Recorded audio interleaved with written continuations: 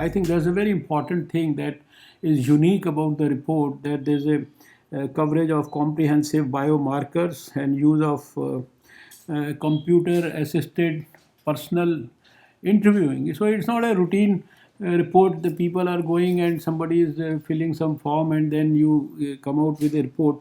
The parameters around quality control have also been very strictly monitored and maintained.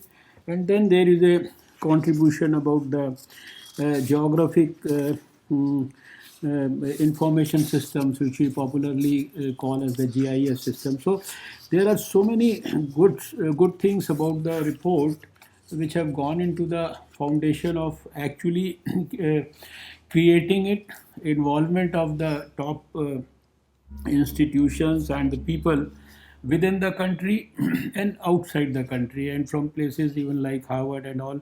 So that speaks volumes about the quality of the report.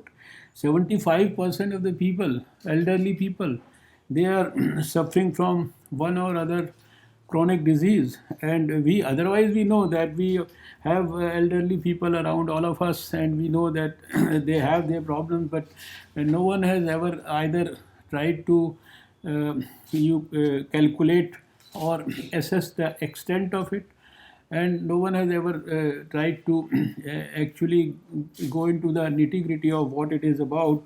So when you say that 75% of the people in the elderly age group have one or the other chronic disease, and 40% is such a big number, that they have one or the other disabilities. And then another big number, which was like very means it was like troubling my mind and heart, was that 20% of them are suffering from mental health issues. So these basic data, I think they are so important for us that we need to basically uh, get into all those who are now concerned about the report, and what we should be doing about the report, because it has the inputs from uh, 72,250 persons above 45 years. It has, except as was told here in this program, that except Sikkim, probably all the states and the union territories were involved, and 31,464 people are above 60 years, and 6,749 people above 75 years. They were all involved in this. I remember 25 years back as a health minister, I was Dr. Garg can appreciate that well, quite well. He had been in the medical college, a professor in Delhi. That when we had to launch the cataract-free Delhi campaign, it was so shocking that cataract, which is treatable and which can restore anybody's literally lost vision, was people were not even getting this much of basic.